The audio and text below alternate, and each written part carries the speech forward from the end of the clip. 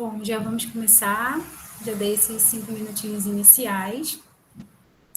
Então, boa noite a todos. O meu nome é Aline, eu faço licenciatura em Química na UERJ e pertenço ao Sustente UERJ. Eu vou mediar a live de hoje, que será sobre alimentação, nutrição e sustentabilidade. A nossa convidada de hoje é a Larissa Cruz. Ela é nutricionista, graduada pela UERJ, pesquisadora em saúde coletiva pelo Instituto de Medicina Social da UERJ e pelo Laboratório de Alimentos e Saúde Pública, pelo LASP. E também monitora em técnica dietética e nutricionista clínica de doenças crônicas não transmissíveis. Então, vocês fiquem à vontade para mandar perguntas no decorrer da apresentação, e no final da mesma vamos respondê-la.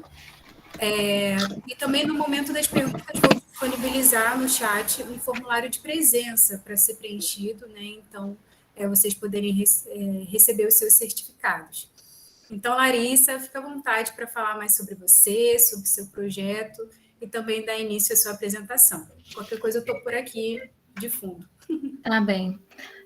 Olá, boa noite a todos. Muito obrigada pela presença. Vou compartilhar aqui a minha apresentação. E me apresento. Foi um prazer o convite. Agradecer mais uma vez a oportunidade. Pela primeira vez, nós tivemos alguns problemas, né? Mas deu tudo certo e agora a gente está aqui para conversar um pouquinho, né? Sobre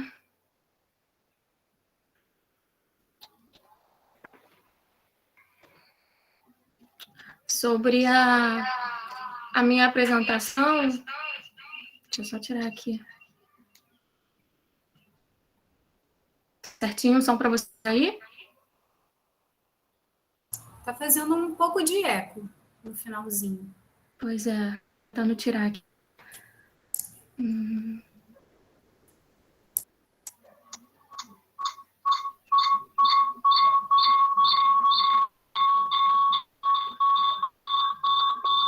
Você abriu o link em duas plataformas? Pior que não, eu tô colocando mudo. Você consegue me mutar por aí? Não consigo. Então, vou encerrar aqui. Agora tá normal, aparentemente. Foi, né? Tá bom. Bom, eu sou aluna da UERJ, né? Conheci o Instituto de Química da UERJ de perto, fui uma... Não participei de um projeto de química, eu fui candidata, né? Participei de uma seleção para um projeto de extensão, de iniciação científica dentro do IQ, sobre nutrição e doenças cardiovasculares, mas não fui contemplada com a seleção, mas conheço o Instituto de Química e quando conheci a página e o projeto, eu achei muito interessante, fiquei muito lisonjeada com o sobre quem eu sou. A Aline acabou de me apresentar, mas, assim, no momento, infelizmente, eu não estou mais em pesquisa, né? Eu fui pesquisadora durante a graduação, né? Desde o início, eu sempre estive procurando estar dentro do universo da pesquisa, do desenvolvimento de informação, né? Fui monitora em técnica dietética com uma das professoras que, inclusive, já palestrou por aqui, que é a Isabelle Santana. Eu dei uma olhada na página de vocês no YouTube, né, com algumas palestras. A Anne Bello, a Isabelle Santana foram minhas professoras, então tive muito contato com elas e um prazer estar apresentando na mesma plataforma que elas, tendo essa oportunidade de fala, né? Isso é muito importante, ajuda na nossa formação, na nossa divulgação do nosso trabalho, principalmente, né? Eu trabalhei como, além de técnica dietética como monitora, minhas áreas de pesquisas foram a área da saúde pública pelo Instituto de Medicina Social, além das áreas de nutrição clínica voltadas para doenças crônicas não transmissíveis, tanto em departamentos de nutrição renal, para pacientes conservadores, quanto para a obesidade, que foi o tema do meu TCC. Meu TCC foi sobre deficiências de micronutrientes em pacientes com obesidade mórbida, que foram submetidos a cirurgias bariátricas.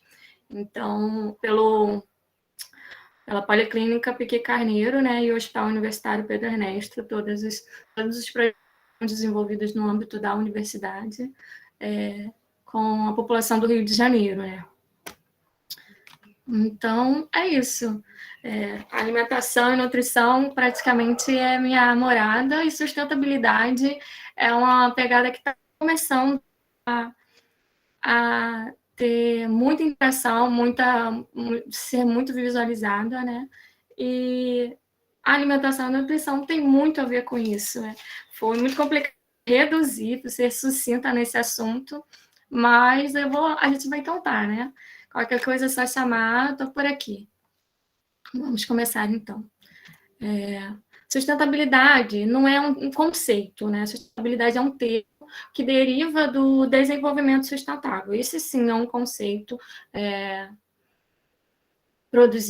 desenvolvido pela Comissão Mundial sobre o Meio Ambiente e Desenvolvimento em 1987, né? Já faz um bom tempo. E aí esse conceito de desenvolvimento sustentável, que derivou o termo sustentabilidade, ele é um conceito que busca atender às nossas necessidades, gerações presentes, e quando eu falo presente, falo apenas nós do ano 2021, a geração presente é a geração dos idosos, a geração das crianças, dos recém-nascidos, né, no momento, e sem comprometer a geração presente e muito menos as gerações futuras, né? A capacidade de suprir as nossas necessidades e preservar ao máximo o nosso ambiente, né? A sustentabilidade, ela não é um conceito focado em uma área só, sabe? Só saúde, só educação, só economia. Ela é um tripé composto por esses 3 princípios de dimensões, que são a dimensão econômica, a dimensão social e a dimensão ambiental. E mesmo tendo essas 3 dimensões, elas se relacionam com outras áreas que ao longo da apresentação eu vou mostrar um pouco melhor para vocês.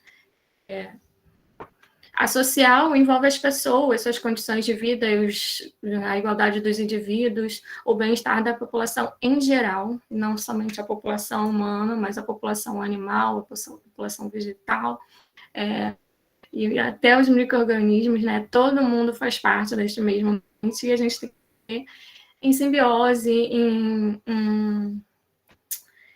equilíbrio, né?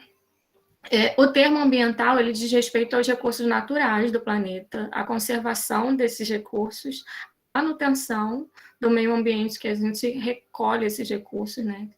E não somente ambiental voltado para os recursos. O ambiental, daqui a pouco a gente vai ver que esse ambiental pode ser um ambiente social, não necessariamente é sobre a natureza.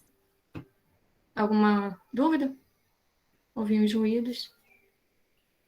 Bom, continuando, o termo econômico, né, o tripé, o aspecto econômico, a dimensão econômica da sustentabilidade, ela é ligada à produção, distribuição e consumo desses bens e serviços que a sociedade produz, né, e utiliza. Todo serviço é um serviço que se utiliza, se faz uso. A gestão desses recursos naturais, que a gente faz uso para o crescimento econômico, e distribuição de renda, está muito relacionado à renda, o conceito econômico, né?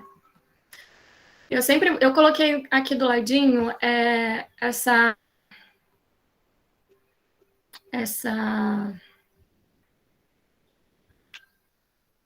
é como se fosse né? Essa representação aqui do que envolve os aspectos de sustentabilidade, né?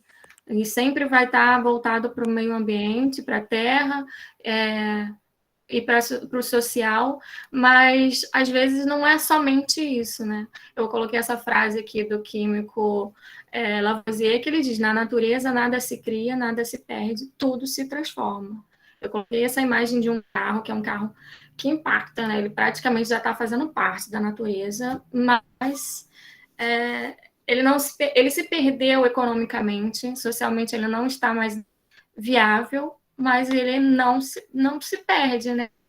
Aí, né? Foi criado um novo objeto a partir dos recursos naturais. Esse objeto teve algum uso, né? Teve a sua serventia, fomentou um serviço e encerrou sua vida útil. Ele não se perdeu e não foi se não some, né? Não se deteriora assim do dia para a noite, né? Então ele vai levar um processo de transformação e muito desses processos de transformações a gente não dá atenção, né? Mas essa transformação acontece, está acontecendo cada vez mais intensamente em todos os ambientes, todos os aspectos que a gente pode imaginar.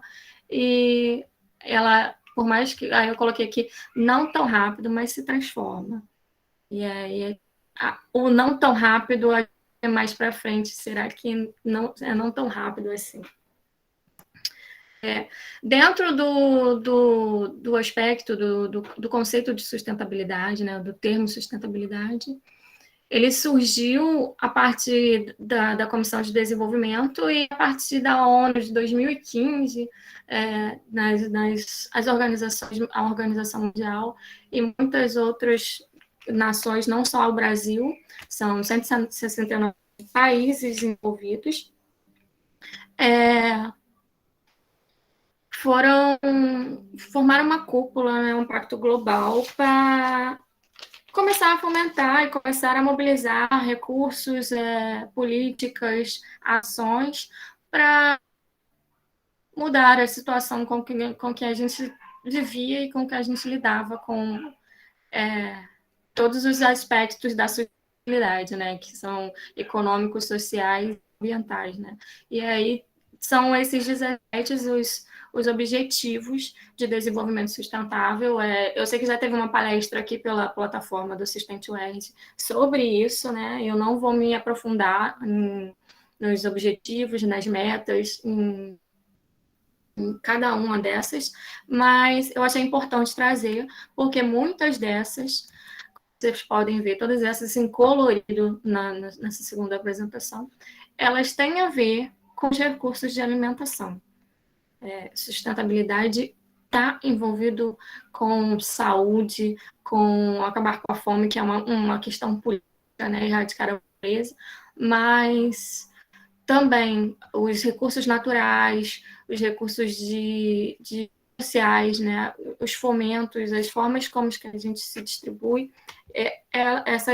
esses aspectos influenciam muito, não só no meio ambiente, na estruturação social do nosso país, de outros países, como também no aspecto da alimentação e fome, ou saúde, ou falta de saúde, que é o que a gente vai falar agora, né? Saúde, como no ODS 3, que nesse terceiro objetivo, o ícone é vida saudável, mas ao descrever as metas, quando a gente vai abrir o documento, ver toda a mobilização dos países envolvidos a temas, o terceiro objetivo, né, da ODS, ele aborda saúde e bem-estar. Voltando para o Brasil, aqui na nossa unidade federativa, né, a Lei 8.080 de 1990, que é uma lei orgânica de saúde, ela determina que saúde é um direito fundamental de todo mundo tem direito, é dever do Estado garantir políticas, tanto econômicas e sociais, que visem a reduzir riscos de doenças ou de agravos. O que são doenças, o que são agravos? Doenças, todo mundo sabe, né? A pessoa está doente, a pessoa está com um pouquinho de falta de saúde, mas os agravos nem sempre são vistos como impactantes à saúde. E hoje em dia, a partir de um projeto de alteração da lei complementar, esta lei foi mudada e, com isso, o conceito de saúde foi ampliado, né? Além do dever do Estado de prover políticas econômicas e sociais, e dentro da lei está descrito lá que o dever do Estado não exclui o dever das pessoas, da família, das empresas e da sociedade. O conceito ampliado de saúde nos diz que esses níveis de saúde expressam a organização social e econômica de um país. O que significa isso? Conforme o país tem mais organização social, mais estruturação econômica, é óbvio, obviamente, esses parâmetros refletem os níveis de saúde, ou a saúde reflete esses dois aspectos, são organização social e econômica. E aí, esses aspectos de saúde, eles têm como determinantes fatores que determinam, talvez você tenha condições de saúde melhores ou piores, tenha condições que aumente a seu estado de saúde ou prejudique seu estado de saúde. E dentre esses determinantes e condicionantes são alimentação, moradia, saneamento básico, transporte, atividade física, meio ambiente, renda e até o lazer. Então, assim, meio ambiente, transporte básico, alimentação estão muito envolvidos com sustentabilidade, né? E por isso eu achei importante trazer esses conceitos de saúde para a gente pontuar.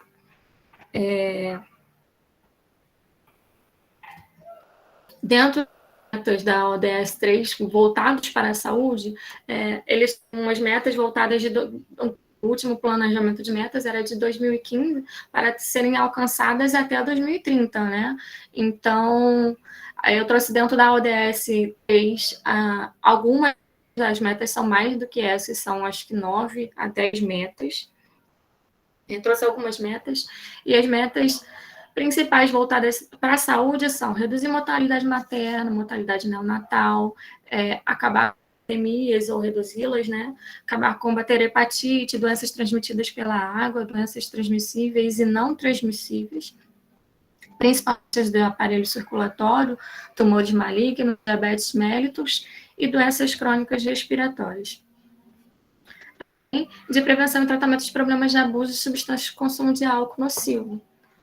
E o que é consumo nocivo de álcool, né? Consumo de álcool, todo mundo pensa, beber uma cerveja. Não é somente beber uma cerveja, não é uma cervejinha, isso já é nocivo. Não, na verdade, é o consumo constante, né? Todas essas metas, esses parâmetros de objetivo, eles são objetivos baseados em índices em que a gente vê que é um grande risco à sociedade, sabe? Todos esses critérios, esses objetivos importantes, porque eles estão sendo cada vez mais significativos ao longo dos anos no nosso desenvolvimento populacional, né? E, assim, todos esses, mortalidade materna, mortalidade neonatal, isso são metas que têm a ver com a alimentação. Eu botei aqui hábitos alimentares e fatores de risco associados a tais situações. E, sim, todas essas metas, todos esses objetivos, elas têm fatores associados a hábitos alimentares, seja na vida, no período materno, pré-concepção, pré-gestação, intrauterino, durante a gestação, pós-gestação, no puerpério, muitas das influências de uma alimentação na vida tanto da mãe quanto de um bebê, né? E, assim, esses parâmetros, eles foram impostos justamente por por ser observado a importância de buscar reduzir esses índices, né, de mortes, de ocorrências graves, doenças, numa agitação, num período pós-neonato, né? As doenças transmissíveis, a gente nem precisa falar, principalmente as transmitidas por alimentos, obviamente, tem relação, mas também tem relação com o ambiente que a gente vive, né? Não é só apenas alimento traz doença, alimento contaminado traz doença. Não, o alimento vem de um ambiente. Esse ambiente produz um alimento a partir das circunstâncias em que ele está pautado. Às vezes, o alimento em si, a água em si, às vezes os aspectos ao redor desse ambiente, desse alimento, que geram riscos à saúde, né? E os outros parâmetros, né, doenças do aparelho circulatório e doenças mélites, doenças crônicas, essas doenças, elas são doenças muito silenciosas, que, por exemplo, a gente está trabalhando essas de 2015 para 2030, mas as doenças crônicas que foram identificadas em 2015, elas já vinham nessa população de 2000, da década de 90. Muitas pessoas vivem vivem mais de 3 décadas, 4 décadas, com sintomas de doenças crônicas e não tem a mínima noção sobre isso, sabe? Até 2015 a gente tinha um alto número de pessoas da população que não tem noção sobre o que é uma doença crônica, o que era uma diabetes, o que era infecções pulmonares, sabe? Então, isso ainda é importante, tanto acabar, tanto prevenir, quanto notificar. Então, é muito importante esse papel que a gente está fazendo de propagar a informação, porque essa informação ela precisa ser muito compartilhada. A gente precisa bater muito nessa tecla de que a alimentação, saúde, sustentabilidade se pratica no dia a dia, é importante todo dia. E muitas vezes as pessoas não estão atentas, nem conhecem, né? A meta 3.0, prevenção de usos de doenças, de substâncias, eu destaquei aqui o consumo de álcool, mas não é somente sobre álcool, é também sobre outras drogas, principalmente o tabaco e outras toxinas, né? Dentro das doenças do sistema circulatório, a gente pode pensar, uma pneumonia, mas não apenas pneumonia, não é apenas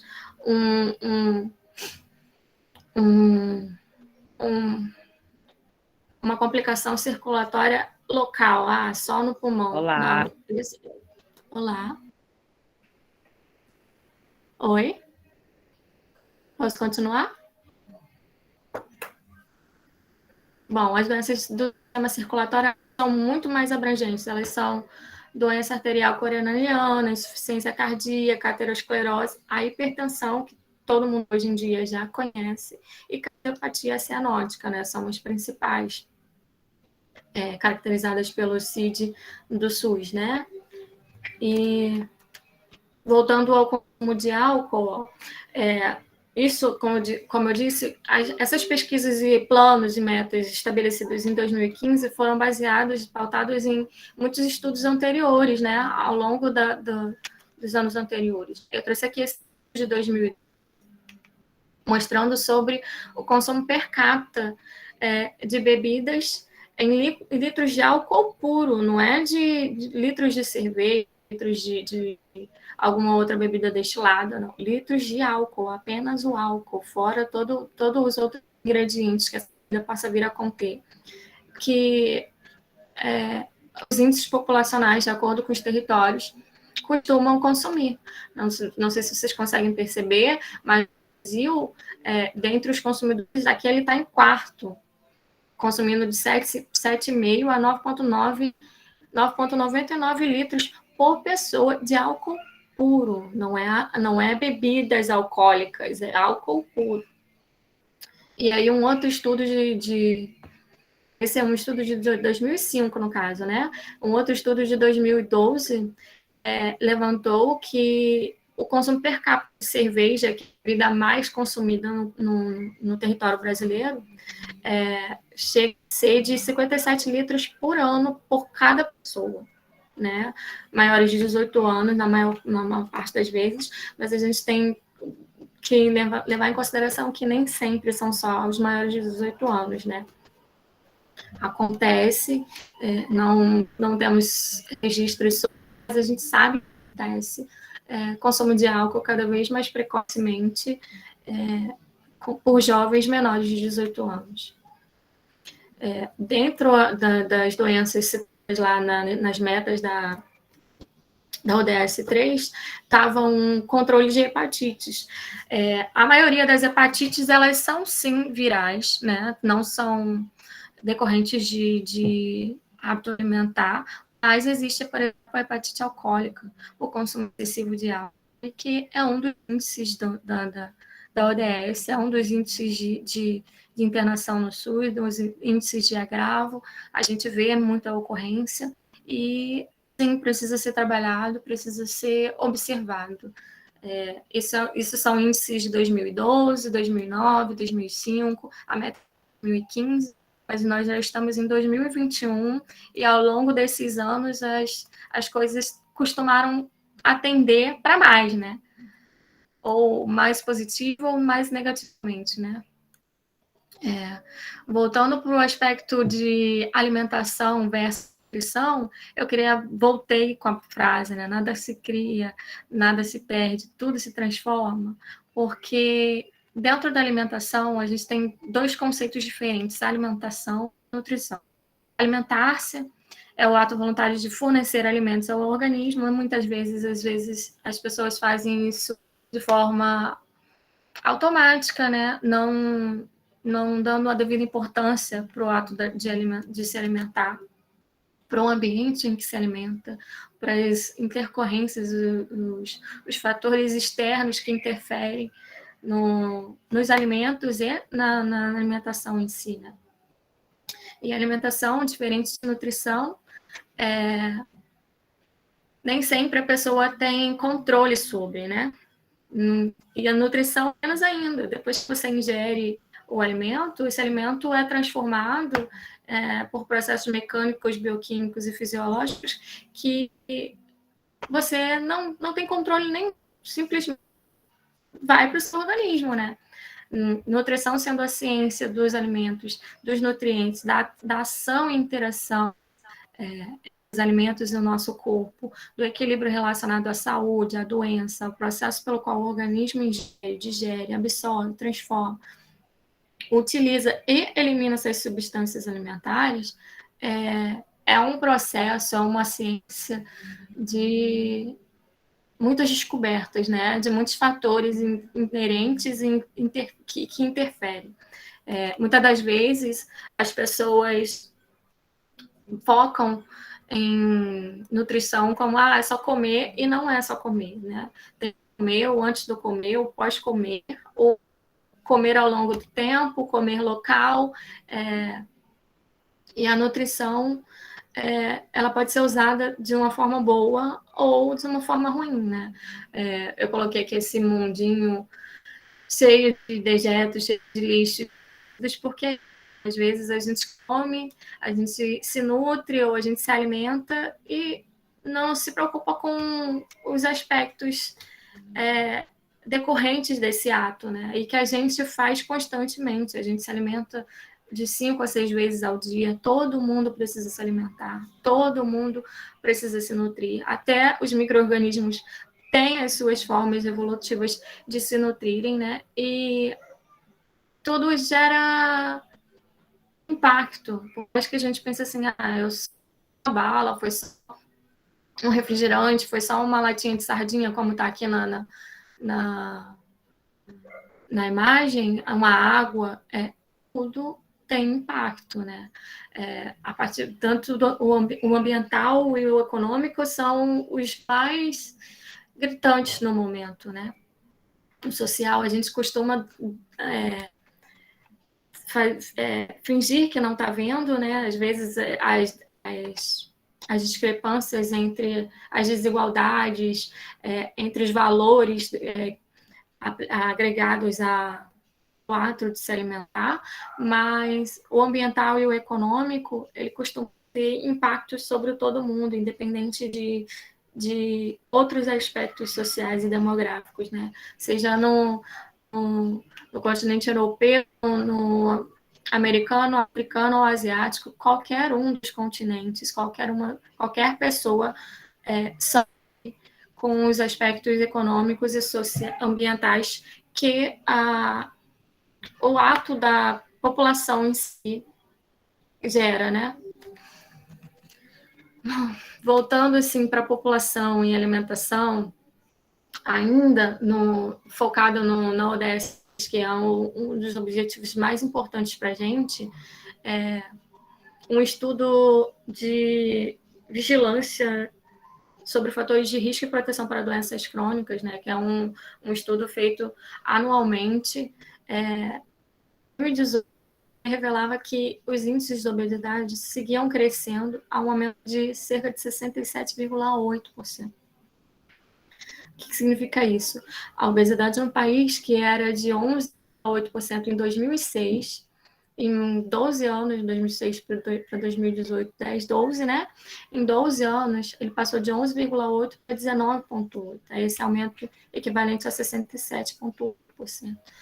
E 67,8% significa que quase 7 pessoas de 10 pessoas estão com obesidade, né? São classificadas como obesas, né? Ainda há o consumo elevado de alimentos ultraprocessados com alto teor de gordura e açúcar. Foi um dos argumentos dos secretários de saúde, vigilantes e tal, sobre por que, né? Isso em 2018, quando as ODS já estavam sendo implementadas, sendo monitoradas, e muitas políticas sendo propagadas, né? E isso foi foi a maior prevalência de obesidade em adultos nos últimos 13 anos, né? Foi um percentual muito, muito alarmante. Isso em 2018, nós estamos há quase 4 anos depois, né? 2020. E assim, não foi apenas obesidade, né? Foi obesidade e outros parâmetros que foram pesquisados, né? Dentro da obesidade, eles estratificaram em faixa etária, em escolaridade, e a gente consegue perceber o aumento das discrepâncias, né? Pessoal com menor escolaridade, maior os índices a elevação de obesidade.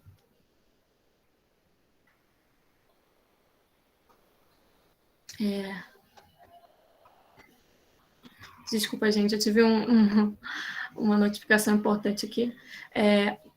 Como eu estava falando, os estratos de faixa etária e de escolaridade, eles refletem muito quem é essa população obesa, né? Quem é essa população que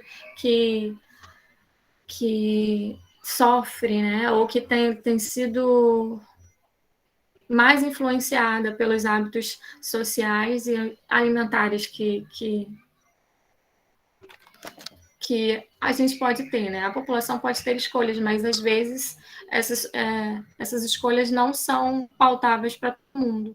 E a gente pode ver isso pelo nível de escolaridade da pessoa. Quanto menor a escolaridade, maiores os índices. Isso não revela a informação, a falta de informação, a necessidade da informação, né? Da informação ser propagada, da informação ser pontuada com frequência. Estratifiquei aqui que 84% das pessoas com 25 a 34 anos foram identificadas com obesidade, né? Mas se você olhar, 35 a 40 anos também estão muito próximos disso, né? São índices alarmantes e muito altos para duas estratificações, né? E essas duas estratificações são as pessoas que, se você parar para pensar, são as pessoas que trabalham, que têm menos tempo livre, que, por estarem trabalhando, elas acabam tendo maior poder aquisitivo, elas têm a opção de adquirirem, né, alimentos ou produtos alimentícios com um pouco mais de facilidade, né? Dentro dessas pesquisas do Vigil, outros parâmetros são pesquisados, como o consumo regular de frutas e hortaliças, em que identificou e evidenciou que 23%, né, da população em 2018 fazia um consumo regular. Isso é uma variação boa também, aumentou, mas aumentou 15% comparado aos 19% de obesidade, né? E apesar desse consumo de vegetais ter aumentado, o brasileiro compra muitos alimentos de alto valor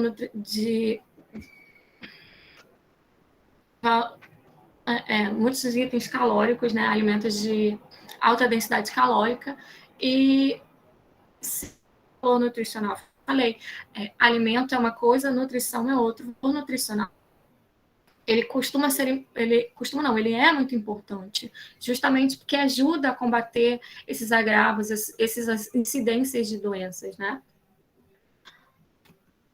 E assim, em 2018, o Vigitel, pesquisado em 2018, ele é lançado em 2019. E aí, em 2020, veio a pandemia, né? Com a pandemia, os estudos foram com certeza prejudicados. A população em si toda parou, né? Em todos os aspectos, não só em saúde, não só em pesquisa, mas também em estilo de vida, em desenvolvimento social, né? Com isso, eu trouxe esse estudo aqui da pandemia, em que avaliava os estudos os estilos de vida da população brasileira adulta, né? Geralmente, pessoas maiores de 18 anos são consideradas adultas, né? O estudo abrangiu de 18 anos até a maior faixa etária possível dentre as pessoas interessadas em participar do estudo. Um estudo que abrangiu 45.161 indivíduos dentro da nossa população, durante o período de restrição social, em que foi relatado maior diminuição da prática de atividade física, aumento do tempo em frente das telas, aumento da ingestão de alimentos ultraprocessados, do número de cigarros fumados e o consumo de bebidas alcoólicas, né?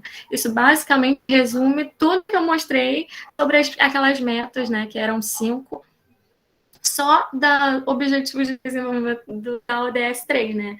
Do terceiro objetivo, focado em saúde e bem-estar. E assim, eu me pergunto assim, será que foi tudo por água abaixo? Praticamente mostrando que tudo influencia, né? Foram observados assim, como esse estudo é um estudo transversal, um estudo que só ocorreu em uma parte da população, em apenas uma não, assim, ele é um refletor da situação social, da situação atual, mas ele precisa ser com cuidado, com cautela, né? E aí, dentro dos resultados, eles relatam que foram observadas diferenças segundo o sexo e a faixa etária dessa população, mas, com certeza, houve uma piora dos estilos de vida e o aumento do comportamentos de risco à saúde, né? Não tem como negar, não precisa de muitos estudos muito aprofundados para a gente saber que basta olhar para o lado, basta olhar para as circunstâncias, para praticar a escutativa, atendimento ativo, que a gente percebe o quanto os comportamentos de risco para a saúde foram exacerbados nesse isolamento social, essa situação de pandemia que a gente, infelizmente, ainda vive, né? Só os estilos de vida foram, evidentemente, modificados, como os indicadores de saúde e de algumas doenças já estão surgindo por aí, como super elevados, né? Esse estudo aqui do Vigitel de 2020, lançado agora em setembro de 2021, demonstra que muito ampliados, né, gente? A população brasileira, ela não é uma população pequena, né? Tem uma frase que diz que nosso continente Brasil é um continente, né? Porque é uma população grande, é uma população diversificada. Então, esses estudos, eles são estudos muito amplos e quando se evidencia esses dados, é alarmante dar conta de tudo isso, né? E aí esse estudo, essa notícia que eu trouxe para vocês, ela mostra, né, a alta espantosa de casos de diabetes. Especialistas já comentam que a gente está saindo do controle, o que não é algo muito surpreendente, né? Porque você estava com os parâmetros tão bons antes de pandemia, pós-pandemia, com restrição social, restrição econômica, restrição de atividade física, as coisas ficam mais complicadas, né? E aí, nesses 2 anos, 2019 e 2020, porque como o estudo de 2019 acaba sendo comparativo, ele reportou o estudo em 2 anos, né?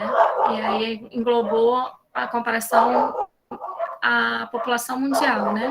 Houve um crescimento de 16%, passando para 537 milhões de diabéticos no mundo. E sendo identificado 6 milhões.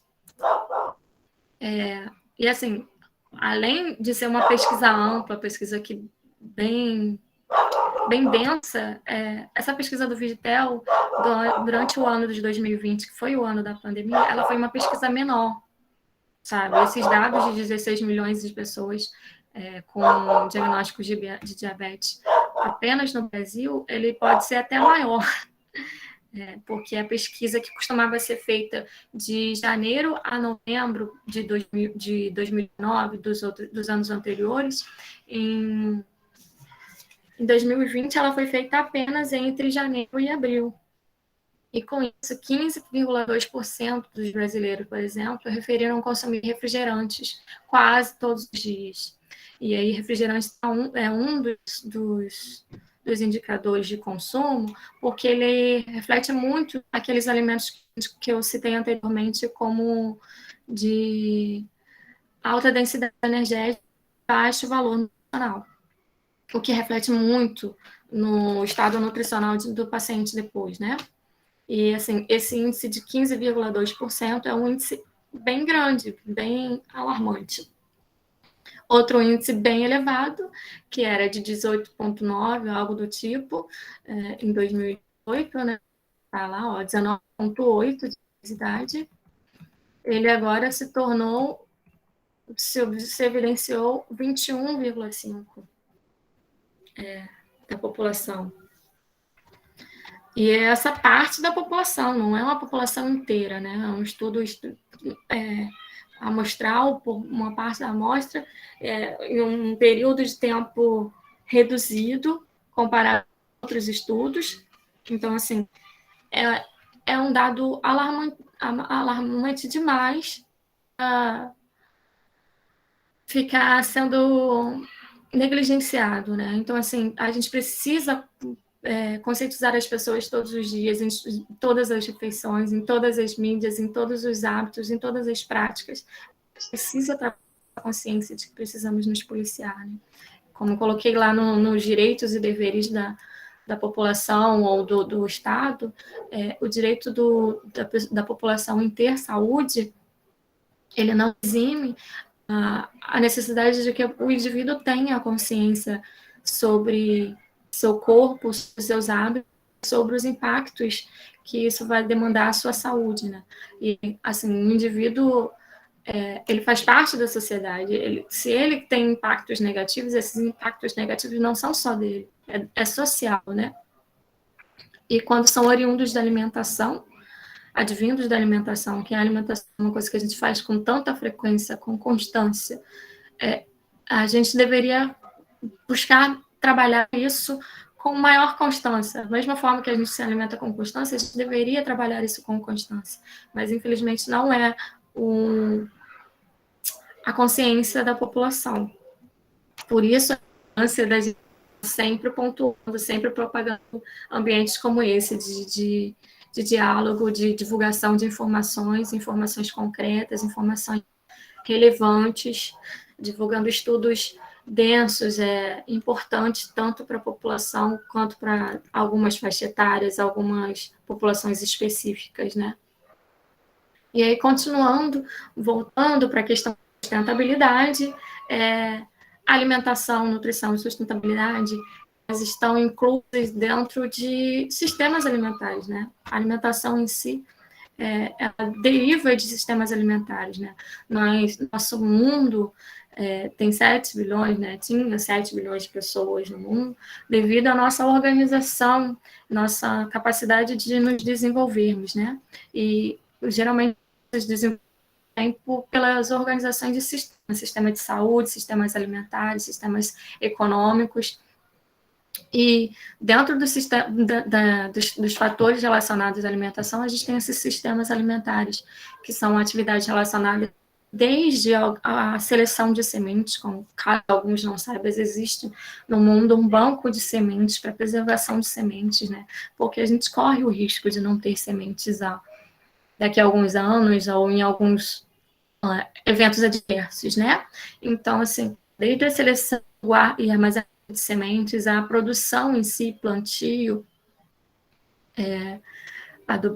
areio, o tempo de desenvolvimento da planta, e todas as etapas da produção, o processamento, a distribuição, o acesso, preparo, vamos deduzir assim que simples consumo, né? Porque dentro desse sistema com várias etapas, consumo é uma única etapa. Tem as outras etapas anteriores, como eu falei, e tem as etapas sucessivas, né? Eita. Ao consumo. São principalmente voltadas aos descartes, né? Tanto de alimentos quanto de embalagens, que afetam a saúde, sofrem alterações por questões socioeconômicas e afetam o meio ambiente. Eu ouvi uns ruídos, alguém falando? Como eu não vejo ninguém, nem vejo o chat, eu só tô seguindo a palestra, qualquer coisa vocês me falem, tá? Se eu estiver muito rápida. Tá Eu tudo coloquei certo, aqui... Larissa, pode continuar. Tá bem. Eu coloquei aqui do ladinho, né, nas caixinhas, ao lado, apenas exemplos de etapas, né? Botei aqui a semente para ficar bem nítido na nossa memória visual, né? Que, assim, essa semente não sai do nada, essa semente se armazena, ficar num banco de reserva, ela precisa foi oriunda de um clima, de um habitat natural, ela foi trabalhada, um solo, demandou recursos, né, anteriores, demandou recursos durante o seu desenvolvimento, e óbvio que manter um banco de sementes demanda recursos, né? Então, o aspecto social, econômico e social, eles estão sempre trabalhando juntos, né? Eu botei aqui ao fundo, né? Nunca tá separado, nunca estão muito distantes um do outro, né? Então, assim, depois do plantio, da colheita, né? Existem os processos industriais que a gente costuma trabalhar muito, né? Os processos de processamento, de moagem, de destinação dessas sementes, dessa matéria-prima, para se tornarem o produto final, né? O produto de prateleira, o produto de milho, de opção para a população, né? Que às vezes há opção ou não, né? Depende de quem é essa população, depende de onde está essa população, depende do poder aquisitivo dessa população, e inclusive da saúde atual dessa população, né? Então, assim, nutrir-se ou se alimentar-se, né, e ser sustentável, ser saudável neste contexto de alimentação, envolve muitos aspectos. E aí, assim, dentro dos sistemas alimentares, a gente já sabe, como eu comentei, eu acompanho a página do Sustente UERJ. Quem não acompanha, eu sugiro que acompanhe, que busque a página do YouTube, assista as palestras anteriores, que falam mais, né, os impactos ambientais, por exemplo, que dentro do sistema alimentar, o objetivo de ser sustentável é causar menor impacto ambiental, tanto no setor de produção, né, nos aspectos, nos âmbitos de produção, quanto no momento de consumo, porque o consumo, ele basicamente se resume a um momento, né? E hoje em dia temos o objetivo da menor pegada de carbono, essa menor pegada de carbono que, na hora do nosso consumo, é onde a gente tem a opção de escolha, é onde a gente pode refletir, a gente pode atuar, fazendo as melhores escolhas, fazendo as melhores avaliações de impacto, né, ambiental, fazendo todas as análises que a gente pode fazer, né, para evitar ambiental no nosso ambiente, né? E aí eu botei só, assim, as frases soltas, sugerindo, buscando referentes aos temas, porque, como eu falei, a página do Sustente UERJ, ela tem tem palestras voltadas para essa temática, né? Impacto ambiental,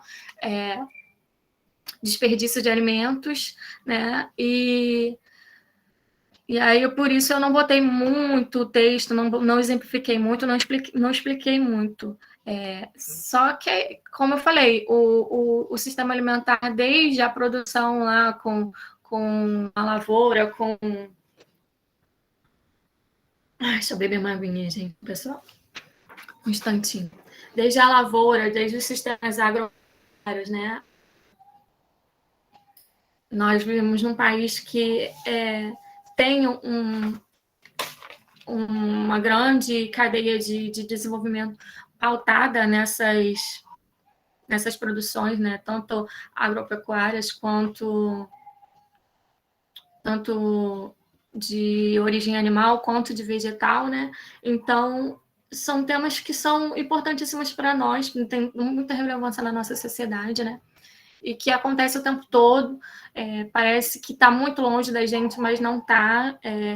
E a gente começar a nossa interação sobre isso, sobre qual impacto que isso causa nas nossas vidas, qual impacto que isso causa no nosso ambiente, né? E, como eu disse, fazer cada vez melhores escolhas. A opção de fazer melhores escolhas sobre os alimentos, à medida do possível, né? De buscar tornar esses alimentos de valores mais acessíveis, infelizmente não vem do céu, não vem do governo apenas, né? Isso se reflete na sociedade a partir da demanda da sociedade, né? Se hoje em dia a gente tem sistemas alimentares organizados, indústrias e monopólios e pessoas muito interessadas nesses sistemas, é porque há uma demanda na sociedade, há uma procura. E procurar não só consumir, não só reclamar de valor, a gente tem que procurar buscar entender todos os aspectos, né? E ser ativos nesse sistema, né? Principalmente quanto à redução do desperdício de alimentos, o desperdício do mínimo de resíduos. Geralmente o termo resíduos é voltado para lixo industrial, mas o alimentar, por exemplo, o lixo orgânico, a compostagem, ele gera resíduo, né? Então eu botei esse termo aqui. E como a sociedade pode ser sustentável? Larissa, como eu posso trabalhar a minha alimentação, minha nutrição e ser sustentável? Bom, o primeiro passo que eu oriento e que eu alerto a vocês é observe o lixo de vocês. Né? Infelizmente, o lixo não sustentável, ele vem em embalagens bem características, né? Papelão, plástico, metal, alumínio, E, infelizmente, são materiais que, por mais que se possam ser recicláveis, esses materiais eles têm uma vida útil muito, muito grande, né? Aquele lance que eu se transformar, né? Ela levou tempo para se transformar no seu objeto de consumo, né? Naquela embalagem que suportou o seu alimento, que saciou a sua fome, mas o tempo que esse lixo vai levar para se transformar novamente vai ser um tempo muito grande, né? Como eu falei, a gente não cria o alimento do nada e os materiais de descarte, né, as embalagens descartáveis, elas não vêm do nada. Muito menos elas vão voltar para o nada, né? Elas vão ficar aqui com a gente, e isso é muito importante. Em casa, por exemplo, a gente pode começar a observar e fazer, além da seleção dos lixos, né? No momento que a gente faz a seleção, a gente consegue observar quanto de lixo que a gente consome que é reciclável e que a gente poderia dar um outro destino para ele e a gente não dá, né? O lixo orgânico costuma, em contrapartida, ser menor, porque os nossos hábitos não estão sendo voltados para o natural, para o sustentável. Muitas das vezes estão sendo mais rápidos, né? Em tese de sistema, né? É só ligar, é só pegar o celular, é só mandar uma mensagem, vem embaladinho, vem quentinho, vem rapidinho, pronto para consumo, mas e ainda vem às vezes baratinho, né? Porque é um sistema que fornece a promoção, que está mais acessível muitas das vezes do que o natural. E esse sistema ele está sendo imposto, ele está sendo fomentado pelos nossos hábitos. Então somos nós que temos melhores escolhas, nós que temos que repensar as nossas atitudes a cada dia, a cada refeição, a cada ambiente que a gente estiver, né? Isso eu comentei sobre a seletividade em casa, mas em todos os ambientes, essa atividade de resíduos, esse desperdício consciente, esse descarte consciente, ele se faz necessário, né? Os sistemas ambientais, eles não são feitos só em casa, né? Eles precisam ser sustentáveis em todos os aspectos da cadeia. E, claro, a inclusão social, a demanda social, a reclamação social, ela precisa ser modo que ela precisa ser constante, porque é ela que mobiliza as ações públicas. As ações públicas, elas não são feitas a partir do nada, né? Elas não se criam do nada, elas são feitas a partir da maior parte da demanda social. E aqui eu botei uma foto de descarte, de pós-produção, pós-consumo, de um sistema, de um ambiente industrial, um ambiente de varejo, né? Não é assim um ambiente de casa, mas esse ambiente aqui interfere muito, porque interfere no preço, no ambiente que voltar amanhã, interfere de todas as formas, eles estão relacionados.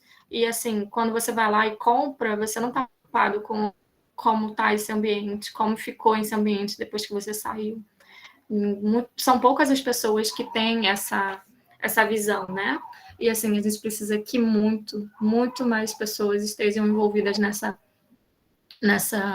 demanda social, nessa preocupação social.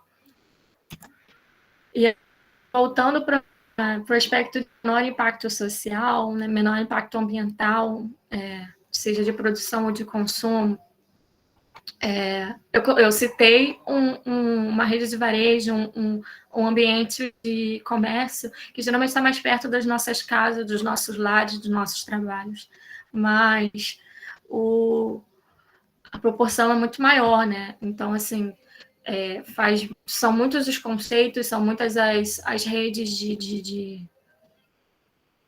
de servidores, de fomento, de fornecedores para nosso consumo alimentar. Então, assim, buscar entender, buscar aprender cada vez mais é muito importante. Eu trouxe aqui, por exemplo, algumas formas de amenizar esse impacto ambiental, né? Uma delas é a gente apoiar ao máximo a agricultura familiar, agricultura familiar, que geralmente são produções em menores escalas. Com isso, ela costuma ter menor uso de agrotóxicos, menores agressões aos solos, aos rios, aos mares, ao ambiente social como um todo. Costumam ser mais próximas das nossas casas, como eu coloquei aqui, são produzidos mais perto da gente e a gente nem sabe, a gente nunca nem tem embalagem para ver de onde vem esse alimento. Né? Eu compro pão todo dia, de onde vem o trigo, o açúcar que eu consumo, de onde vem esse açúcar, o café, tudo, gente, tudo. O delivery a gente sabe porque a gente procura saber ali rapidinho quanto tempo vai chegar, né? Essa é a nossa preocupação, né? Geralmente é preço e tempo. Só que esse tempo e preço é muito circunstancial, é só voltado para a nossa pequena refeição, né? Aquela refeição da noite, da refeição do dia, enfim, é para um evento. Só que isso acontece constantemente, é uma cadeia que não para, isso é um sistema que não para, né? E aí eu coloquei aqui policulturas ao invés das monoculturas, né? Para quem não sabe, monocultura é a produção de uma única espécie em determinado território. Então, e as policulturas são culturas de várias espécies, por exemplo, um pé de tomate, laranja e abacate, tudo junto na mesma área, né? Por que policultura é melhor? Porque as adaptações das espécies, elas são, como eu falei, são simbióticas, né? Uma ajuda a outra, uma fornece nutrientes para a outra, uma fornece estrutura no solo para que elas se desenvolvam juntamente, sabe? Então, isso aqui é muito importante. A gente é um país de monoculturas gigantescas, para consumo que nem é para a gente, né? Não é para nós brasileiros, muito menos para humanos, se a gente se aprofundar no assunto. Então, assim, é muito triste, é muito impactante. Gera renda, é tech, é pop, é rentável, mas, como eu falei, é rentável por um momento, porque tudo se transforma, seja rápido ou seja de forma gradativa e lenta, mas se transforma. A gente hoje está explorando o solo ao máximo, utilizando agrotóxicos ao máximo, agredindo o nosso ambiente ao máximo, e depois o que vai sobrar, né? Então, assim, além de consumir alimentos da nossa região, como eu comentei, e assim, não somente alimentos de prateleira, como eu botei aqui, menor tempo de estocagem, transporte, menos conservantes e aditivos no produto, a melhor forma da gente consumir esse alimento e ser rentável é, com certeza, o maior consumo de frutas, legumes e verduras, né? E sendo da época, a gente ainda se beneficia mais, tanto no aspecto econômico, porque essas frutas e verduras e legumes da época, elas são mais baratas, são mais acessíveis, eles estão em mais mercados e mais redes de venda, de varejo, como também são mais saborosas, né? Então a gente se beneficia de várias formas. Do consumo do alimento que vem na caixinha, na tal caixinha, que, assim, pode ter vindo do outro lado do mundo e a gente não está pensando nem um pouco sobre esse trajeto, sobre essa demanda, sobre esses recursos, sobre esse impacto, né? Essa pegada de carbono é uma temática muito boa para quem tiver interesse em sustentabilidade de verdade, vale a pena pesquisar mais sobre. Incentivo muito. E aí, continuando sobre sistemas alimentares e sobre as melhores escolhas e esses valores acessíveis, dentro da nutrição ou da alimentação e da pegada de sustentabilidade, a gente tem programas, né, documentos e políticas públicas voltadas para isso, né? Maiores e mais polêmicas. 2019, ao longo da pandemia, sofreu grandes interferências políticas e econômicas de pessoas interessadas em não propagar informação, é o Guia Alimentar para a População Brasileira. Esse guia, ele está em sua segunda edição, né? A primeira edição foi em 2006. Como eu disse, as pesquisas vão evoluindo ao longo do tempo, né? A primeira foi em 2006, e aí foi bem adaptado, foi feita uma consulta pública para a segunda edição, e essa segunda edição foi publicada em 2014. De 2014 para cá, esse guia ele se mantém como um grande norte para as orientações de alimentação e nutrição, pautado na sustentabilidade, pautado nas questões sociais que são muito inerentes agora, né? Tanto sociais como de saúde, como eu comentei. Quando a gente pensa em social, a gente pode estar pensando em relação entre uma pessoa e outra, mas não, a gente pode pensar no social como a saúde do indivíduo em si, né? E aí esse guia, ele traz para a gente a classificação de alimentos, né? E aí os diferentes tipos de alimentos, eles são englobados em 4 categorias, né? São alimentos in natura, minimamente processados e ultraprocessados. Geralmente a gente come e não sabe o que nutre, o que é saudável, o que faz bem, o que eu posso, o que eu não posso, né? As perguntas sobre essas dúvidas são majoritárias, né? E assim, esse guia, ele está disponível para todo mundo, sabe? Ele pode ser pautado, pode ser utilizado em qualquer ambiente, ele pode ser lido por qualquer um, ele pode ser compartilhado por qualquer pessoa. E nas categorias, eles na sua leitura, na sua dinâmica, ele é muito educativo, né? E aí, por exemplo, nas categorias de in natura, ele explica o que é um alimento in natura. Essencialmente as partes de plantas ou de animais. Por exemplo, uma carne, um frango, um bife, a verdura em si, o legume em si, a fruta em si. É literalmente isso, né? Não, sem complicação, sem rodeios, sem palavras mais rebuscadas, sem asteriscos, sem termo de consentimento. Literalmente é só buscar a informação, sabe? Ele é um guia bem denso, por se tratar de um documento político, né? Mas há os resumos na internet, né? Há os resumos disponíveis. Há formas de se obter conteúdo de formas mais dinâmicas, né? Então, tem vídeos explicativos, tem videoaulas sobre, tem mil e uma formas de você saber sobre o tema e sobre o material disponibilizado, sabe? Os alimentos minimamente processados, eles são aqueles submetidos nos processos de agregação, principalmente os das indústrias, né?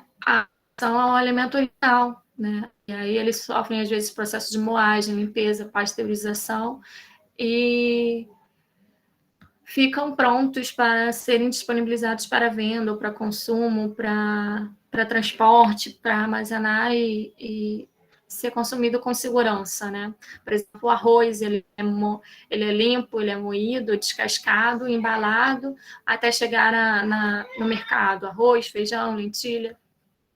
Cogumelos que são separados, são embalados, frutas secas e sucos de frutas que são preparados, processados, mas sem a adição de açúcar ou outras substâncias, eles são categorizados como minimamente processados. Porém, há outros tipos de sucos de frutas, né, que não são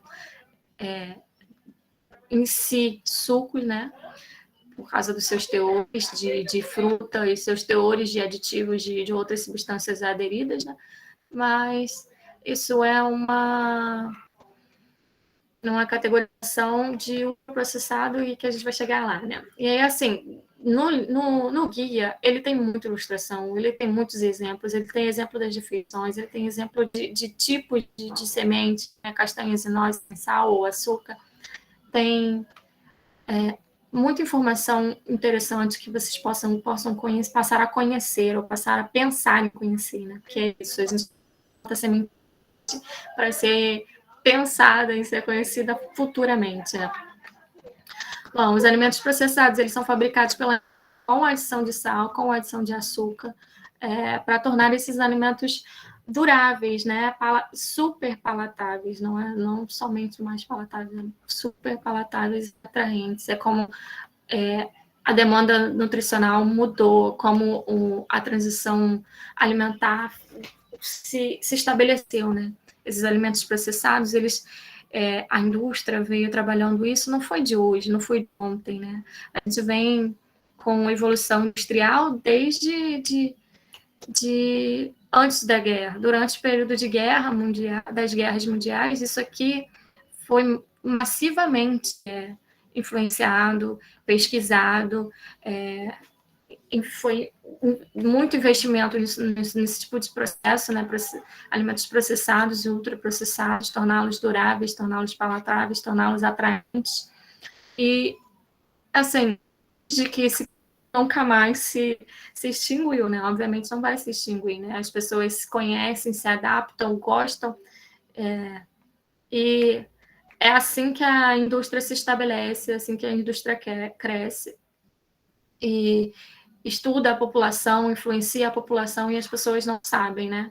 E aí, assim, exemplos de alimentos processados são conservas em salmoura, cenoura, pepinos, ervilhas, palmito, conservas de frutas, carnes salgadas e defumadas, sardinha, atum latado, queijos e pães. Os pães, que era um alimento tão natural, se tornou um alimento processado a ultraprocessado, né? A informação, hoje em dia, tem a informação da nutrição, da alimentação, tem muita coisa assim,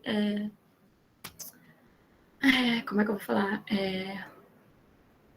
O critério julgativo, né? Você come pão por outras razões, por outros conceitos que se aderem a um alimento, mas esse alimento sempre foi muito natural, né? Desde o início da civilização humana, sabe?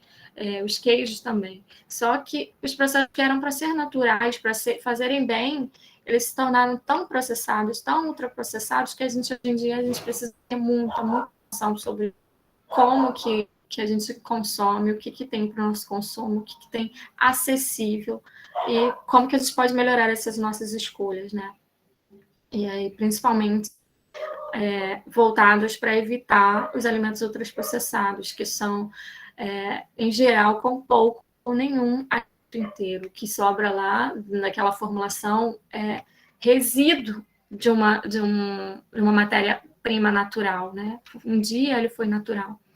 E aí contém muitos aditivos, contém muitos conservantes, contém muitos emulsificantes. A galera da química que entende mais, sabe muito mais os termos que se usa, né?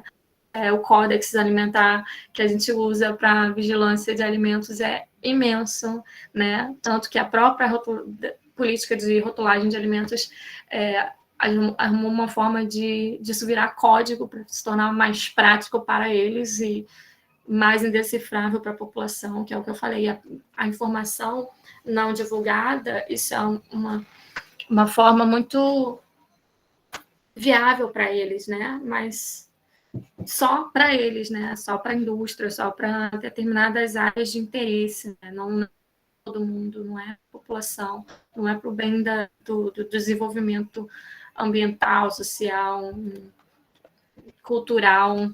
Enfim, a sustentabilidade fica bem longe disso, porque a manipulação química que isso acontece, o ambiente em que isso acontece,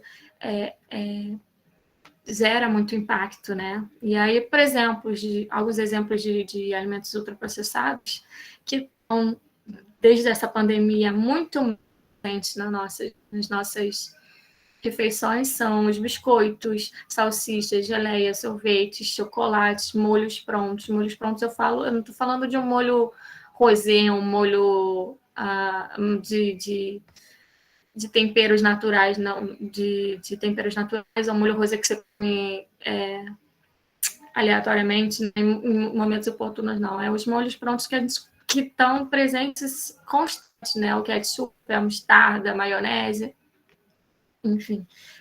Há outros tipos de preparações, como as misturas para bolos, né? Oriundas lá das sementes, dos cereais naturais que a gente comentou. Aquilo vira um pó na prateleira de mercado, aquilo fica lá há anos e não estraga. Sabe? E se você misturar com mais 2, 3 ingredientes, tcharam, a mágica acontece, né? E essa mágica acontece imediato, a mágica futura é outra, né? E aí, assim, as barras energéticas, que antigamente chamavam-se de barras cereais, né? Mas o cereal mesmo, como eu disse, é praticamente escasso, né? A sua estrutura cereal não existe praticamente, são muito modificados, são tão processados que são só barras energéticas, né? As informações dos rótulos são outras, mas a informação que vocês precisam saber tá aqui. E aí, assim, por exemplo, sopas de pacote, macarrão em temperos instantâneos, esses biscoitos chips, né?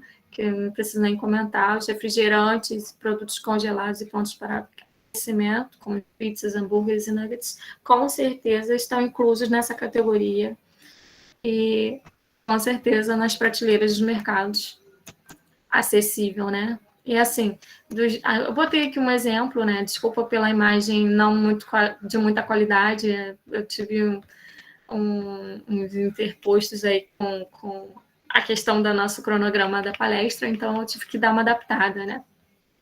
Mas isso aqui é uma imagem do guia, tem uma imagem de qualidade lá, tem outras informações. Basicamente, tudo aquilo que eu canalizei ali se resume isso aqui: um alimento in natura, que aí ele pode ser processado, minimamente processado, que a gente tem que priorizar, a gente pode preferir o máximo possível.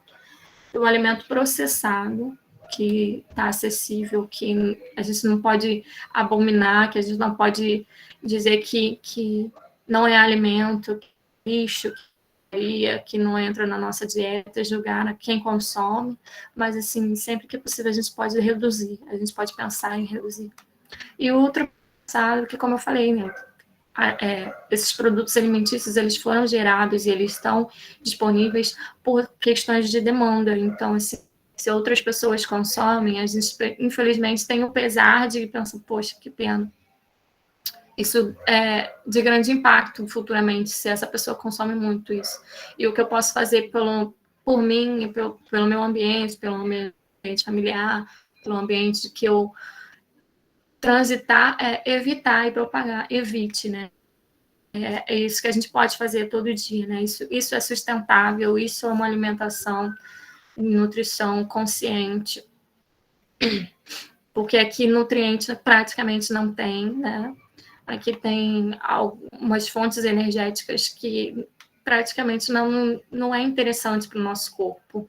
E com o tempo, esse não interessante vai se transformando em algo que a gente não deseja, né?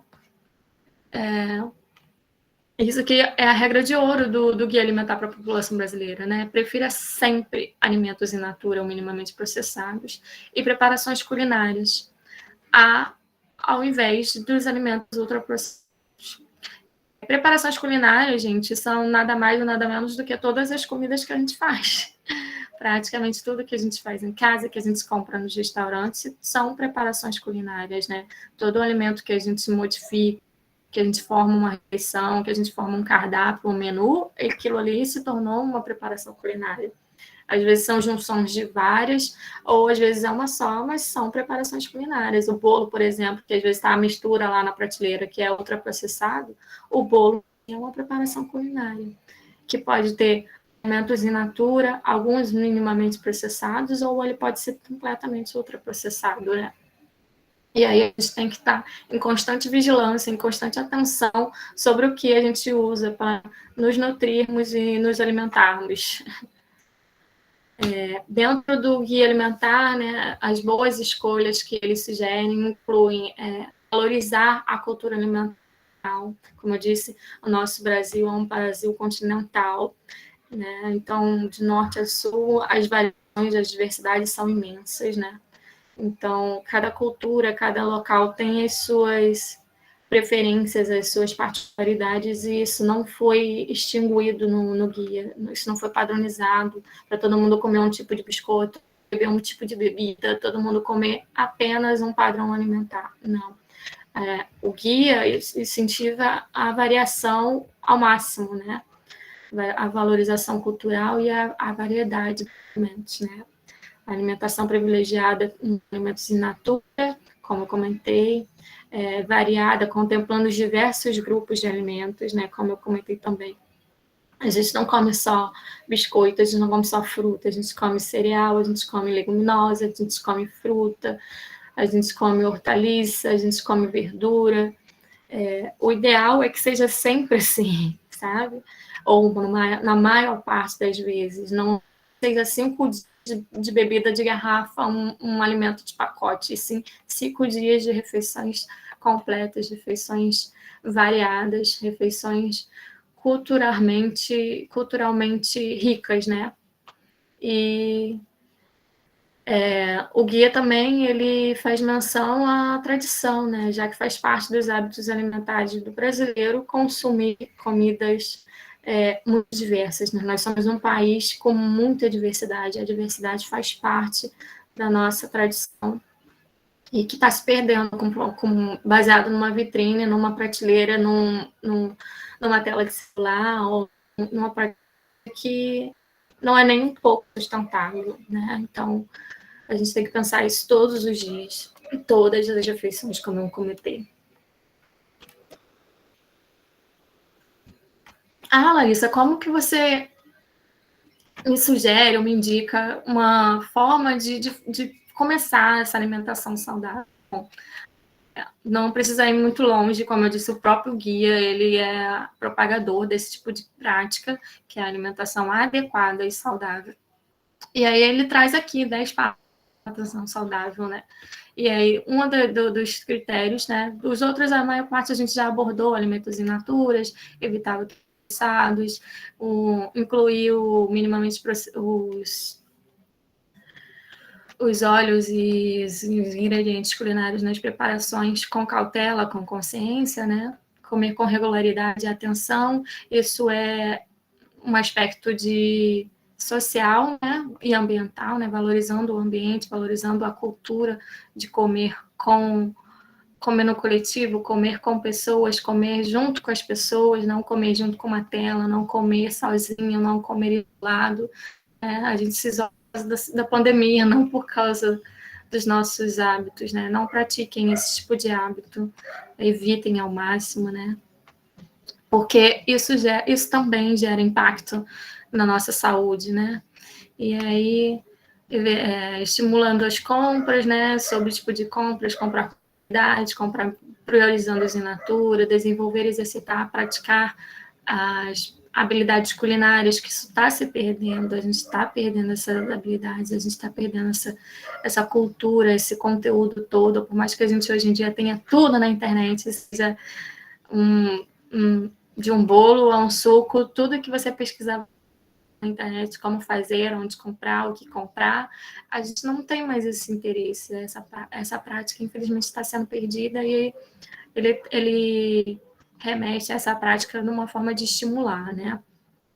O uso planejado do tempo, né? Que tempo, infelizmente, além de ser na tríade social, tempo ser dinheiro, tempo e dinheiro não andam junto com saúde, mas a gente precisa priorizar a saúde, né? A gente precisa planejar o nosso tempo para investir na nossa saúde. E, como eu falei, a saúde a gente propaga todos os dias, planeja todos os dias, né?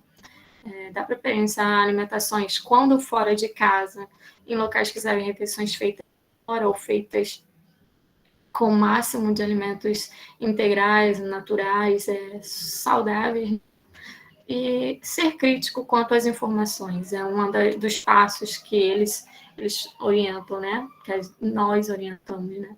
Porque as orientações, as mensagens sobre alimentação são muito vinculadas, são veiculadas não só nas propagandas comerciais. Se eu falo para você, verde é bom para a nutrição, esse verde da nutrição ele vai ser estímulo para você em todos os ambientes sociais, em todos os ambientes que você estiver, inclusive as telas, né? Então, assim, seja muito crítico sobre o que te dizem, sobre o que você vê, sobre o que estão mostrando o tempo todo, porque às vezes eles estão fazendo isso baseado no que eles acham que é do seu interesse e te estimulando a fazer um consumo reverso, que se o seu interesse era saber se o verde faz bem, ele vai dizer que o verde faz bem num negócio que te faz mal, né? Então, a gente tem que ficar de olho o tempo todo, né? E, assim, dentro das ações públicas, a gente tem um guia alimentar que é voltado para a ação, para a população brasileira em geral, principalmente os ciclos da vida de jovens, adultos, né? Mas a gente também tem um guia voltado para crianças menores de 2 anos. Eu não sei quem é a população que a gente tem aqui, a minha plateia ouvinte, né? Mas é sempre bom divulgar, é sempre bom a gente divulgar, propagar informações corretas, né? E aqui o guia alimentar para crianças menores de 2 anos é pautado naquela meta lá de reduzir mortalidade infantil, reduzir complicações neonatais, reduzir mortalidade materna. Esse guia, ele também já está na sua segunda edição, né? E aí o lançamento dele foi em 2019, mas ele já tinha um anterior e, assim, precisa ser divulgado, precisa ser conhecido, para ser praticado. Não tem como praticar aquilo que você não conhece, né? Não tem como você difundir em silêncio. A gente precisa começar a fazer barulho, a gente precisa começar a comprar, a gente precisa se unir, independente da área de categoria, se a gente é da saúde, se a gente é da química, se a gente é de exatas, a gente precisa difundir as informações e as melhores informações possíveis, né? E aí, assim, nosso ministério, nossas governanças fazem algumas benfeitorias, né? Fazem esses trabalhos super importantes e a gente precisa ter conhecimento para poder divulgar e ampliar esse conhecimento, né? Para que a gente possa fazer melhores escolhas. Sobre fazer melhores escolhas, sobre engajamento político, sobre mudanças sociais, sobre impactos ambientais, sobre impactos na sustentabilidade, eu trouxe aqui ações públicas que, caso seja de interesse, né, que reflete literalmente na nossa sociedade, né. A gente tem ações para serem votadas no parlamento, né. Agrotóxico, sabe, ele é um dos maiores fomentadores de políticas permissivas do uso de agrotóxicos, né? E assim são políticas permissivas altamente danosas que geram altos impactos de saúde sobre a nossa população, principalmente a população trabalhadora que está envolvida com a produção alimentar, né? Ou que está em ambientes próximos e assim a gente precisa começar a se engajar mais sobre, né? Então, eu trouxe aqui quem tem conhecimento sobre, jogando a hashtag na internet, você acha muito mais informações, né? Estamos em novembro, então, em dezembro, tem o Dia Internacional de Luta contra os tóxicos, né? Não é só uma temática da agroecologia, né? De biólogos, da área de meio ambiente, né? A agroecologia para alimentar o mundo com soberania, para alimentar os povos. Soberania é importantíssimo, né? A gente precisa estar sobre do que a gente quer, do que é importante para a gente, né?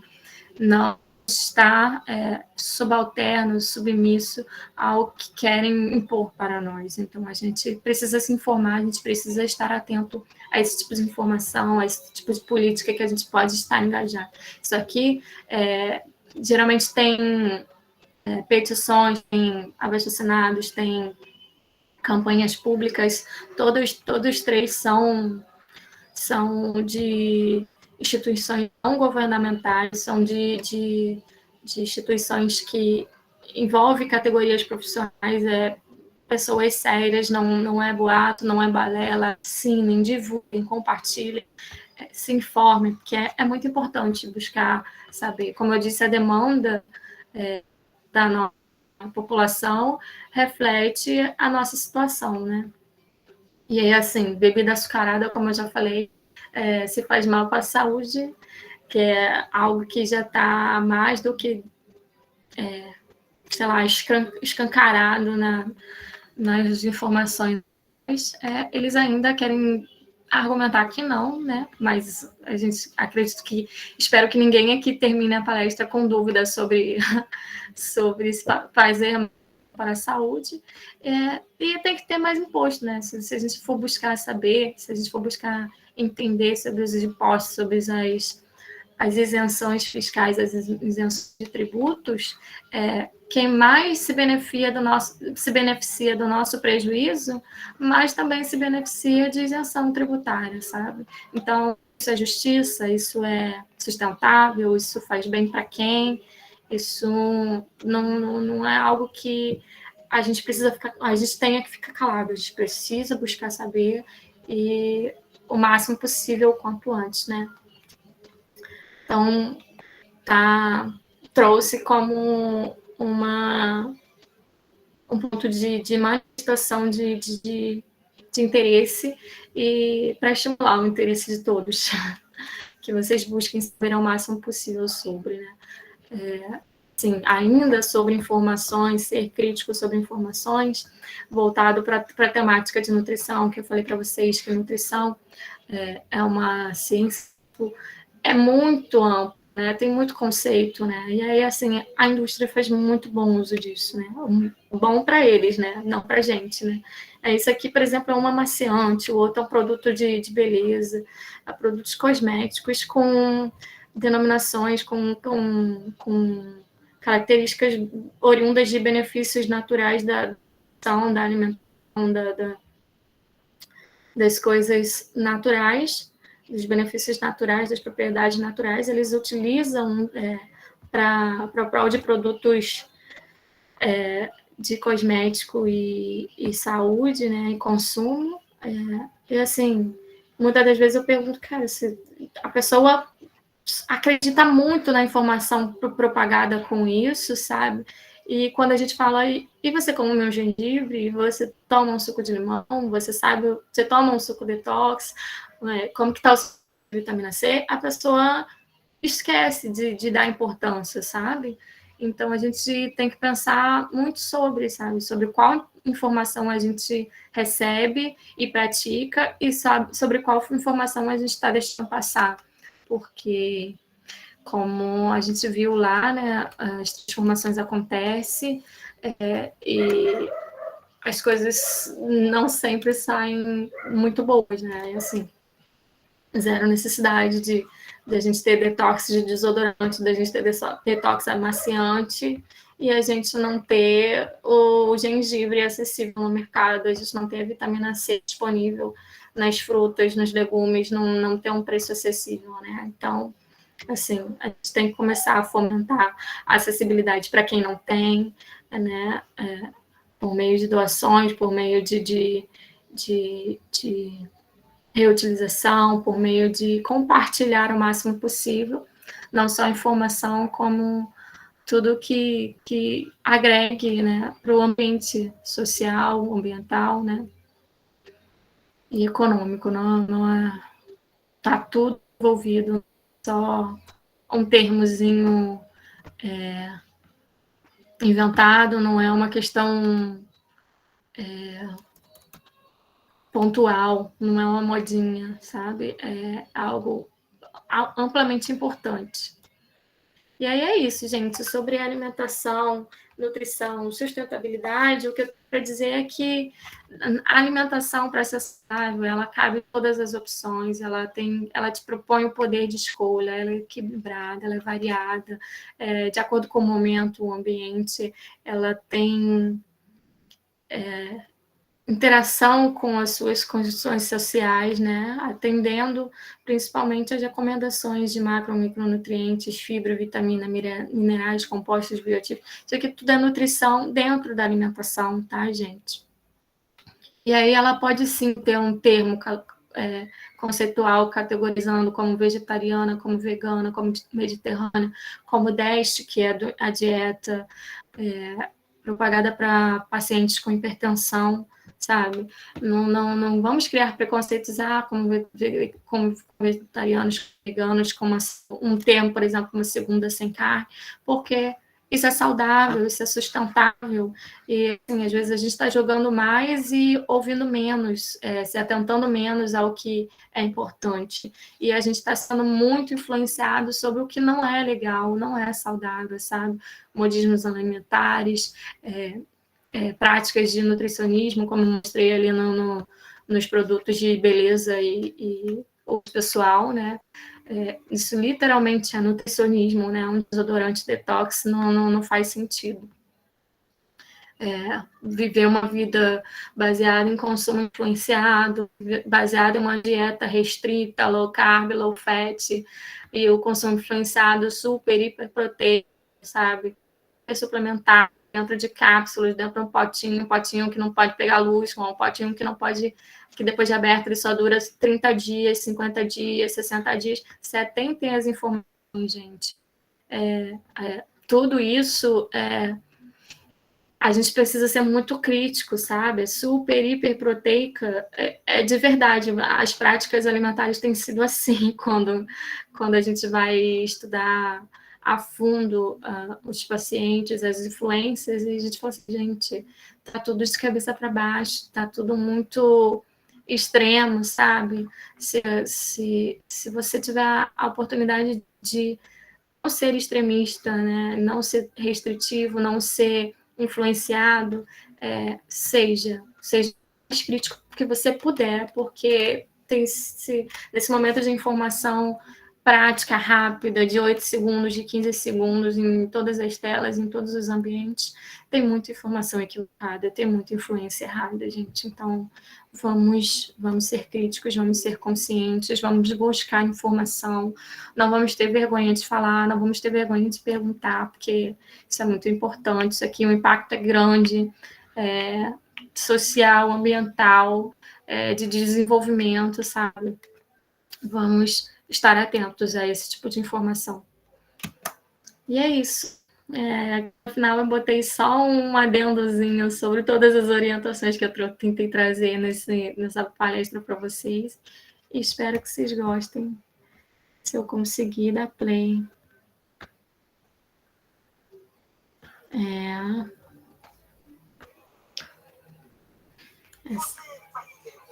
Se deixar de comer coisas processadas, meu bonitão. É sério, fica longe dos processados. É só uma diquinha, tá, gente? Não é para causar terror. Essa é a cena de um filme voltado para o entretenimento, mas assim, a gente tem que brincar até com a realidade, com a verdade. E é isso. Aqui eu deixei algumas das referências, aqui eu botei 2 guias de passos para alimentação sustentável, tanto aqui quanto no Guia Alimentar para a População Brasileira. Então, assim, procurem informações, gente, divulguem, se aprofundem, compartilhem o máximo possível. E no que eu puder divulgar, no que eu puder reduzir as dúvidas e elucidar ao máximo, estamos aqui. Obrigada, e vamos ter consciência sustentável. O futuro é logo ali, né? Obrigada, Larissa. E Olha, sensacional sua palestra. Muito bom tê-la conosco, é um prazer. Ai, que bom. Como o nosso horário está bastante assim, para frente Apertado. mesmo, apertadinho, a gente não tem muito tempo para perguntas, mas eu achei, na verdade, foi a única pergunta que eu vi aqui no chat, eu achei que seria interessante falar um pouco sobre ela, e se vocês tiverem mais perguntas, vocês podem colocar nas mensagens, que aí depois eu peço para a nossa palestrante, a Larissa, ela responder nas redes sociais e a gente bater um papo em outras plataformas também. A pergunta é da Isabeli. Sim, com certeza. Nosso tempo está um pouquinho apertado, mas fica à vontade para responder ela, que fala assim: farinha de trigo enriquecido com ferro e outros alimentos enriquecidos com vitaminas são minimamente processados? Não. Minimamente processados, Sim, são sim. A farinha de trigo, farinha de cuscuz, elas são enriquecidas justamente por uma política pública para a prevenção dos riscos e os danos e agravos à saúde, principalmente da população materno-infantil, como a gente viu, né? Para prevenir que, por exemplo, mulheres que engravidem com deficiências nesses nutrientes. Então, isso é uma política de prevenção e mesmo que seja um produto processado, ele é minimamente processado, ele é processado para que seja acessível, porque hoje em dia a gente não tem moedor em casa, a gente não tem processador, triturador de farinhas, a gente nem consegue comprar farinha tão integral assim para moer em casa, né? Então, com a evolução dos processos industriais, a farinha disponível né, ou a integral. E mesmo sendo branca, a gente sabe que o maior consumo é dela, então as políticas visam o que vai chegar à população. Como eu falei, as políticas são pautadas na demanda da população, na prática da população. Por mais que a farinha seja branca, é a farinha que a população consome. Então, é ela que vai chegar no mínimo, com o mínimo do nutriente que a gente precisa suplementar. Então, mesmo que seja processada, ou minimamente processada, essa intenção de ser suplementada, né, com um bom intuito. Esse consumo, por mais que seja, assim, num contexto não seja legal, é melhor do que não consumo, entendeu? Muito bom. Então, Espero que agradeço tenha tirado novamente. sua dúvida. Isabeli, né? Isso, Isabeli. Ela não está mais aqui conosco, mas eu acho que ela ouviu pelo menos a introdução da sua fala. Então, agradeço muito novamente, Larissa, por aceitar o nosso convite. Tivemos alguns percalços aí, né, no meio do caminho, mas valeu super a pena. Eu acho que você contribuiu com coisas assim, além do que a gente normalmente vê em apresentações, que são as dicas, as informações científicas. Então, isso agrega muito à nossa vida, né? Principalmente na área nutricional, que fala muito a respeito da nossa saúde, do nosso corpo, do nosso bem-estar, né? Não só, assim, fisicamente, mas psicologicamente também, né? Sim, com certeza. Sim, então, a agradeço, intenção era Larissa, literalmente contribuir, agregar. Espero que tenha contribuído, apesar dos percalços. Com certeza, com certeza. E eu agradeço a todos que estiveram aqui conosco. A maioria já saiu, porque realmente a gente estendeu um pouquinho, mas estava tão legal, estava tão gostoso de te ouvir falando, Larissa. Fala Que aí bastante, né? eu fui também envolvida, caramba, anotei várias coisas aqui. Então, vocês fiquem tranquilos que essa live ela vai para o nosso YouTube, para o nosso canal. O pessoal aqui está batendo assim, palminhas para você, falaram que foi maravilhoso, que adoraram. Então, nós contribuímos cada vez mais para essa difusão de informação mesmo, principalmente a científica. Então, vamos ter também os cortes das lives no nosso Instagram. E a gente continua também se comunicando, né? Contribuindo sempre cada vez mais. Então, muito obrigada, Larissa. Oi, Larissa. Oi, Larissa. Eu também, como professora do Sustente UERJ, gostei muito da apresentação. Teve alguns alunos que tiveram algum problema com a internet, eles falaram, ai meu Deus, eu não quero sair, gostei muito, porque eles sempre atentam para mim que uma das informações que eles mais gostam de receber é com relação à alimentação saudável. E você trouxe muito, como a Aline falou, foi muito além, né? Eu achei muito legal a linguagem crítica, nem eu mesmo tinha parado para pensar como muita coisa da nutrição entra no amaciante, amaciante detox, mas você não sabe. Isso foi maravilhoso. Gostei muito da apresentação. Meus parabéns e muito obrigado por estar aqui com a gente do Sustente UERJ. Fique à vontade se quiser retornar. Seja sempre muito bem-vinda, tá bom? Obrigada. Muito obrigada pelo convite, pela oportunidade. Fico muito feliz que gostaram, apesar de eu me estender, falar bastante. E vamos aí, a oportunidade, a gente agradece. Obrigada as pessoas presentes, pelo seu tempo disponibilizado, né? Pela atenção disponibilizada. E tenham todos uma boa noite. Boa Boa noite. noite a todos. Tchau, tchau, pessoal. Tchau, gente. Boa noite, muito obrigada.